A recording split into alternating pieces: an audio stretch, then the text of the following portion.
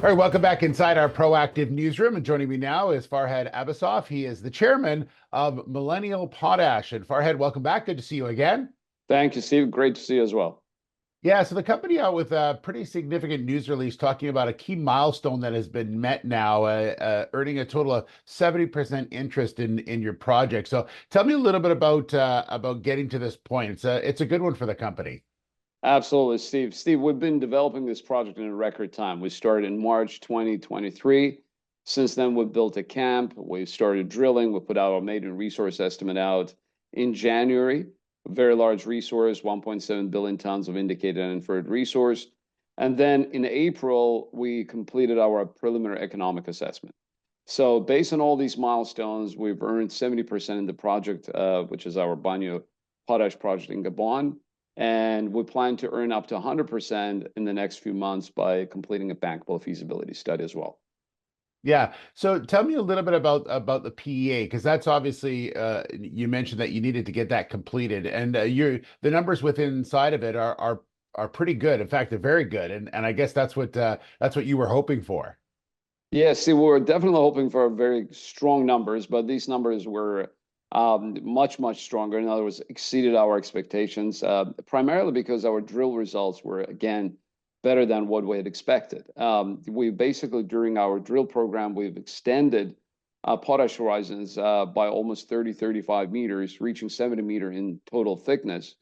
And that has allowed for much lower cost structure as well. So the PEA was based on 800,000 ton a year operation, and our NPV after tax was over $1 billion US. Our IRR after tax, again, over 32%. And our CapEx requirements as well as OpEx requirements were one of the lowest in the industry. So that's what put us on the potash map for sure. Absolutely. Obviously, there's some recommendations in the PEA in order to get to the next step, as you mentioned, that you're working on now. That includes a bit more drilling, specifically to the north target. But give me some thoughts on that and the next stages moving forward. Steve, yeah, so basically, if we go back a little bit to our drill program, we've drilled only two holes. So based on just two drill holes, we have a very large resource, but that covers less than 1% of our property. Property is very large, over 1,200 square kilometers. So the recommendation is to step out of those two holes and actually drill two more holes, and that should allow us to increase our existing indicated and inferred resource and potential, convert some of it into measured in a significant way. So that's the plan, or that's step number one for us after the PEA. And then after that, once we have much larger, much more expanded resource, we're planning to start bankable feasibility study later this year, along with environmental permitting work as well. So then that should bring us to probably to the end of 2025 with hopefully 100% of the project.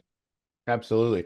Farhad, one last question for you. In usual mining, people are used to hearing, we've drilled, 600 holes, we've made all these things, and you're talking about really moving stuff so forward with two drill holes and potentially two more. And I think people need to understand that's because of what the project that you're in and potash in general. That's a very good point, Steve. Absolutely. First, potash in general, potash basins, I should say, are pretty uniform and continuous. The second thing is we already have quite a bit of a previous exploration data on this project. So in addition to our drill holes, we also have cores from previous drill programs, as well as data dating all the way back to 1970s, as well as 2017 and 2018.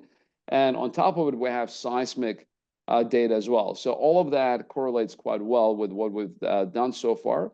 Hence, we can move fast. But frankly, that would be similar to many other basins, potash basins as well. So let's say in Saskatchewan or Russia, you would not need to drill hundreds of drill holes at all. Probably a dozen holes maximum will be enough to delineate a very large resource. Absolutely. Important point to make for sure. Farhad, thank you so much. Congratulations on this, and we'll talk soon. Thanks so much, Steve. Take care. All right, there's Farhad Abbasov. He's the chairman of Millennial Potash.